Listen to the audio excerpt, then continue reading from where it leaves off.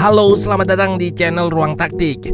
Di video kali ini, kita akan analisis keberhasilan Inggris mengalahkan Belanda di semifinal Euro 2024. The Three Lions memastikan langkahnya ke partai final usai mengatasi perlawanan The Oranye. Harry Kane dan kawan-kawan menang dengan skor tipis 2-1. Inggris pada laga ini lebih banyak pegang possession dan momentum. Namun mereka harus tertinggal lebih dulu di menit ke-8 melalui Xavi Simons yang berhasil memenangkan duel second ball dan melepaskan tembakan keras dari luar kotak penalti. Pada laga ini, Belanda terlihat tidak terlalu rapi dalam fase out of possession, sehingga tak butuh waktu lama bagi Inggris untuk samakan kedudukan melalui sepakan titik putih Harry Kane setelah Dumfries dianggap melakukan pelanggaran kepadanya. Pergantian pemain yang diterapkan Southgate kembali membuahkan hasil. Di masa injury time, dua pemain yang baru masuk yaitu Cole Palmer dan Ollie Watkins memberikan instant impact. Keduanya berperan pada proses gol kemenangan Inggris di menit 90+1. Nah, penasaran dengan jalannya laga dari segi taktikal? Let's go, kita bahas sama-sama. Belanda turun dengan formasi 4-2-3-1. Tidak banyak perubahan yang diterapkan Ronald Koeman. Di belakang, Van Dijk dan De Vrij diapit Nathan Ake dan Denzel Dumfries. Di tengah, Schouten bersama Tijani Reinders menjadi double pivot. Di depannya ada Xavi Simons pada pos nomor 10 serta Cody Gakpo di winger kiri dan Donyell Malen yang kembali jadi starter di pos winger kanan menggantikan Bergwijn yang sebelumnya starter. Sementara ujung tombak masih dipercayakan kepada Memphis Depay. Inggris turun dengan formasi 3-4-2-1. 3 center back di belakang diisi oleh Kyle Walker, John Stones, dan Guehi. Bukayo Saka serta Trippier sebagai wingback di area kelebaran. Di tengah, Rice bertandem dengan gelandang muda Kobbie Mainoo. Harry Kane di depan ditopang oleh dua pemain di pos nomor 10, Jude Bellingham dan Phil Foden. Kedua tim sama-sama menerapkan block press yang nggak begitu agresif dan sama-sama bisa saling mengeliminasi block press lawan. Hal ini tercermin dari angka PPDA yang tinggi serta tidak banyak high turnover yang terjadi pada laga ini. Inggris menerapkan block press medium ke high. Di depan ada 3 pemain sebagai pressure lini pertama build up Belanda dan di belakangnya ada gelandang dan back Inggris yang melakukan man-to-man marking. Sementara itu, anak asuh Koeman build up dengan menerapkan kelebaran maksimal di lini pertama yang difungsikan untuk merenggangkan block press Inggris. Terlihat pula lini pertama Belanda yang selalu menang jumlah terhadap 3 pressure terdepan. Dengan kelebaran maksimal dan menang jumlah ini, akan selalu ada pemain Belanda yang bisa dengan bebas sebagai progresor. Block press Inggris yang renggang juga memungkinkan untuk memprogresikan bola ke tengah. Terlebih, man-to-man gelandang anak asuh Southgate di tengah juga bisa diakali oleh gelandang Belanda yang bisa bergerak menarik markernya guna buka ruang bagi pemain lain menerima umpan progresi. Belanda mencetak gol di menit ke-8 berawal dari umpan direct yang dilepaskan Dumfries dari area kelebaran. Long ball dan run in behind Reinders memaksa backline Inggris untuk bergerak mundur sehingga tercipta jarak di depan garis pertahanan. Long ball bisa diantisipasi, namun di depan garis pertahanan ini, Xavi Simons berhasil memenangkan duel second ball dengan Rice. Memang ada 3 center back Inggris, namun tidak ada satupun yang step up untuk menutup ruang gerak Xavi Simons. Penyerang RB Leipzig ini melepaskan tembakan keras dari luar kotak penalti yang nggak mampu dihalau Pickford. Setelah ketinggalan ini, Inggris langsung mengambil kontrol permainan. Terlihat sebelum cetak gol penyama kedudukan, possession mereka menyentuh angka 81%.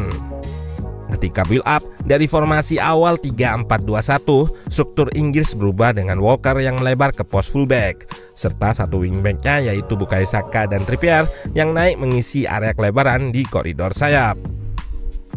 Rice yang nggak terlalu dimarking ketat oleh Belanda bisa cukup leluasa untuk menguasai bola, melepaskan umpan sirkulasi dan progresi. Ditambah support dari pemain depan Inggris yang cukup aktif melakukan off the ball movement atau pergerakan tanpa bola. Dua gelandang Inggris, Mainoo dan Rice, sering bergerak roaming dari lini tengah untuk membuka ruang. Di sini terlihat Declan Rice yang turun menarik salah satu pivot Belanda naik. Ruang di lini tengah diekspos oleh Jude Bellingham yang menjemput umpan progresi dari belakang dan meneruskan serangan ke depan. Di depan, Foden dan Kane yang merapat ke sentral mengharuskan backline Belanda juga merapat, sehingga Saka sebagai pemain terluar lepas dari kawalan fullback. Winger Arsenal tersebut melakukan cut inside untuk mencari ruang tembak, namun gagal. Bola liar disambar oleh Kane. Momen ini berujung pelanggaran yang dilakukan oleh Dumfries.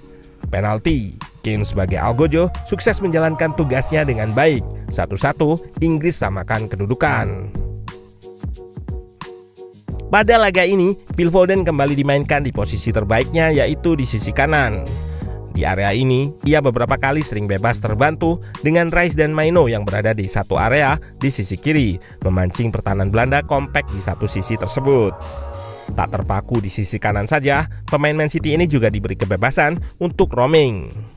Hal ini beberapa kali menimbulkan kebingungan terhadap pertahanan Belanda. Di beberapa klip ini terlihat positioningnya yang menciptakan situasi 2 versus 1. Selain itu, terlihat Belanda yang tidak cukup baik saat fase out of possession atau tanpa bola. Mereka kerap kali tidak bisa merespon rotasi posisi pemain-pemain Inggris. Di sini terlihat secara numerik Belanda nggak kalah jumlah di sisi kiri pertahanannya, namun mereka nggak bisa melakukan marking dengan baik.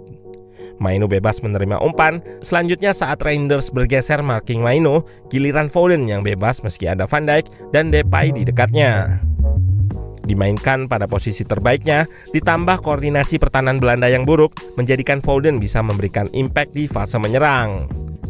Pada beberapa momen, pergerakan dan keberadaannya di area half space kanan tidak mendapatkan penjagaan dari pemain-pemain Belanda, sehingga ia bisa melepaskan 2 tembakan dari area favoritnya, 1 membentur tiang dan 1 on target.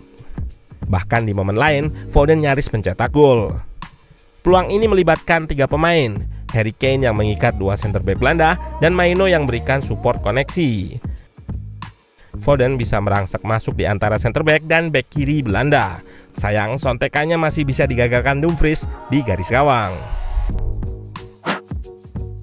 Awal babak kedua, Koeman dan Southgate langsung melakukan pergantian pemain. Di kubu Belanda, Weghorst masuk menggantikan Malen, sementara Inggris memasukkan Shaw menggantikan Trippier. Pada babak kedua ini, tempo dan intensitas permainan menurun. Bahkan di waktu yang cukup lama, selama hampir 20 menit, dari menit 45 hingga 64, tidak ada satupun tembakan yang dilepaskan oleh kedua tim, terlihat dari grafik XG yang flat atau datar. Tak seperti di laga sebelumnya melawan Turki, kali ini Weghorst kurang memberikan dampak positif. Peluang terbaik Belanda tercipta melalui set piece, di mana sontekan Van Dijk masih bisa digagalkan oleh Pickford. Di babak kedua ini, Inggris hanya melepaskan 2 tembakan saja. Yang keduanya terjadi di menit-menit akhir dan dilepaskan oleh pemain pengganti Palmer dan Watkins. Yap, menjelang laga berakhir, Southgate melakukan pergantian pemain. Palmer dan Watkins masuk menggantikan Foden dan Kane. Keduanya pun langsung memberikan instant impact dan terlibat di proses gol kemenangan Inggris. Momen ini berawal dari build up yang diinisiasi oleh Rice ketika tidak dipres dan bisa memberikan umpan progresi ke Mainoo.